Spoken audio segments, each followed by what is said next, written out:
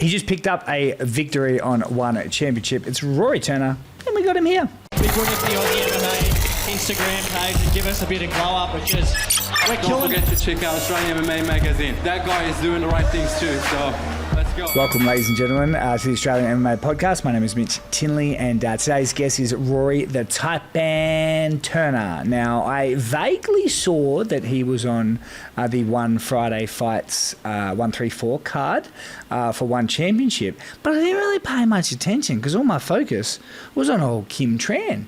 And this is one of my favourite things when fighters do this. But Rory was taking on Noah Cabreros, and he got no love from me. And when he won, he had an amazing video, and he basically called me out. And it's like, where you at? So I thought, you know what? I bloody love when people do that because I'm just an idiot. I don't not cover anyone because I hate them. It's just because I'm probably busy doing other shit. But I love that. I actually love that he did it. He's trained under Renato Subotic, who's been a big supporter of this channel and a very polarizing man. But he's very, very, very smart, very, very intelligent, and bloody loves mixed martial arts and knows how to pick talent. So when he told me Rory Turner was definitely one to watch, I'm passing that message on to you guys. Now, he just beat his opponent, Noah Cabreros, by TKO, 10 seconds left in round 3, and we'll look to probably have a few more international fights. But even if not, he's probably going to look to be a pretty awesome challenger in the flyweight or bantamweight division back here. Guys, this fight happened literally like 15 minutes ago, and if you want to go see it, go type in One Championship on YouTube and you can check it out. It's about the second fight. Kim Tran is the first fight. But yeah, I love how this interview came about. Ladies and gentlemen, it's Rory Turner. My friend, how are you, sir? I'm very good, my friend. How you doing? Your wish is my command, sir.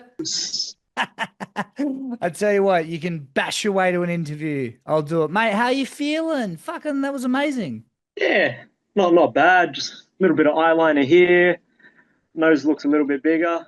But, makeover, I suppose. How hard was the fight? I mean, there was a bit of back and forth here and there. Did you take any hard shots? Yeah, but hard shots just pissed me off, just made me angrier. Did he not know that? The more you hit me, the harder you're going to get hit back. That's what happened.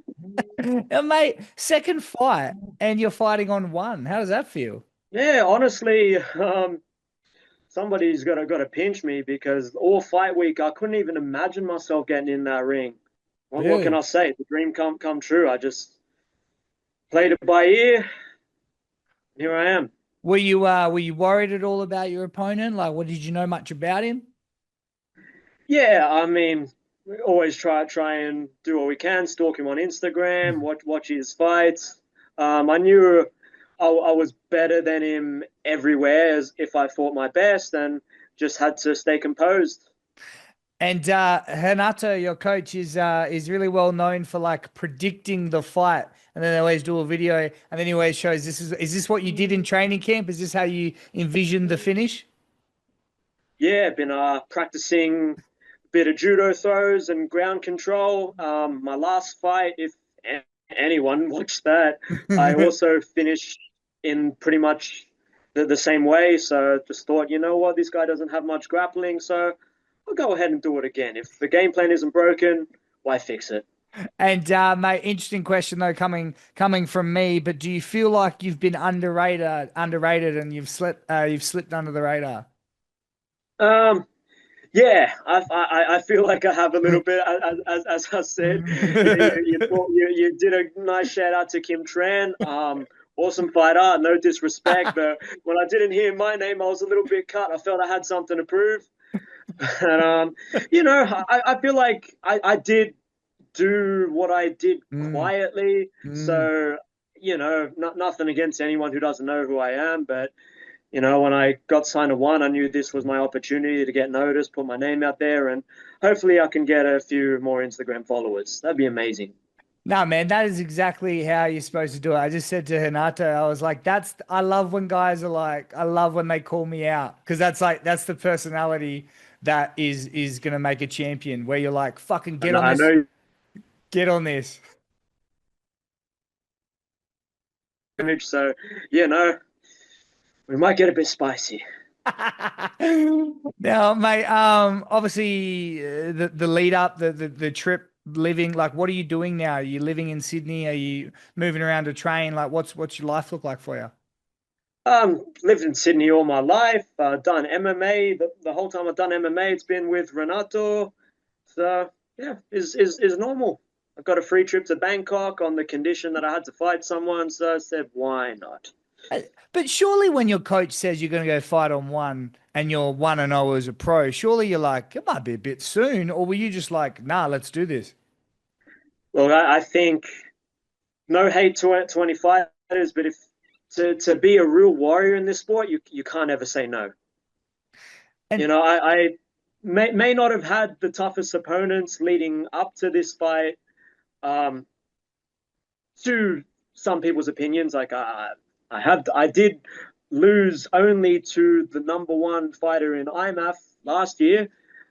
I was the only Aussie to even get a win. Just saying. But I never said no to anyone. That's how it is.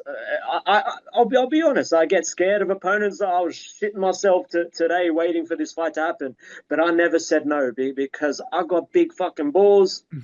So whoever wants, and that goes to anyone who wants to call me out, I'll probably say yes.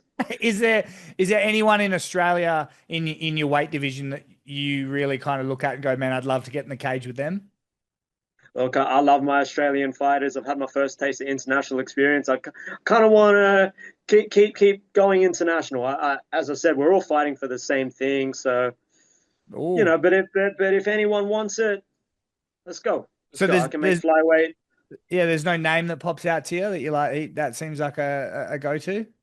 Nah, I don't really call the shots in that. But if I get a name, I won't say no. And when do you want to get back in there? Next year, let me have my fun. What if they called you to fight next week? Would you take it? Uh, I'd say yes, I will fight you, but let me take the rest of the year off. Fuck you for calling me out after I've just had the biggest fight of my life. Let's do it a bit later. Well, I mean, you talk about that, how in terms of sort of taking damage and everything in your career so far, was that like your toughest fight, or where does that one sit? I can't say. It was just another fight to me. Uh, when I get damaged and I'm in the zone, I don't care. I'm gonna fuck you up. I'm gonna keep going forward, and you gotta kill me to stop me. Damn, where did all the love of MMA come from? Are you an angry person, or are you just competitive? Through my early years, neither really. I just train martial arts to protect myself from people who talk like this. um, and then I don't know, maybe at some point I thought I was actually good at it, and Renato made me actually good at it, and the rest is history. Hey, and kind of what's the next 5 years look like for you? Next 5 years, who knows? I'm gonna just fight when they tell me this guy, I'll fight him. I think in this sport, there's no fear of being undefeated. You Mm. just gotta, whenever you get the call, you just gotta keep saying yeah, whatever, and take the fight until hopefully it brings you to the top of the world. And let me talk to you about IMAF for a second. How important is IMAF as an amateur, and like, would you encourage people to be a part of it, or? Look, it it took it took me 6 months and my tax return to financially recover. But if you're willing to pay 5 to 6 grand to go over there, it's a bit steep. But Mm. the experience, if you're there for the right reason, if you can stay in the present, it's so valuable. I fought people from all over the world, no regrets, and different styles. I had 3 fights against one jiu-jitsu guy, one striker, and one wrestler. Mm. So, yeah, I think it was very important. I got a taste of everything, so not much can surprise me in this sport anymore. Before I let you go, what was the main thing? I mean, I know you said you want to sort of protect yourself, but what was the moment that made you walk into an MMA gym? Habib versus McGregor. I watched it at the cinema. The cinema. Yeah, at Hurstville, Oh well.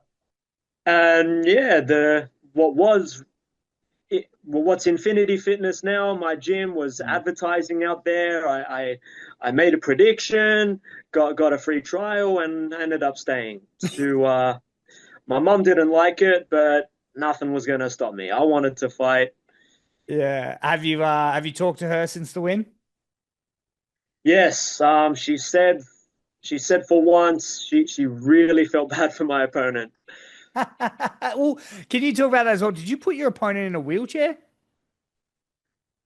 Yeah, yeah, first time. I'm pretty happy about that. Bittersweet. He's a good guy. You know, we crossed paths a lot leading up to the fight because we were sharing the same hotel. Shared a little fist bump. Tried to hug him so I could feel what he was like in the clinch. As you saw, it was successful. But yeah, I feel good that is in terms of it's an accomplishment that I put someone in a wheelchair. But yeah, I'd rather it not be him. Now, mate, It's someone I don't like. before I let you go, is there any messages you want to get out to the friends and family, the ones that support you? Um, Thanks.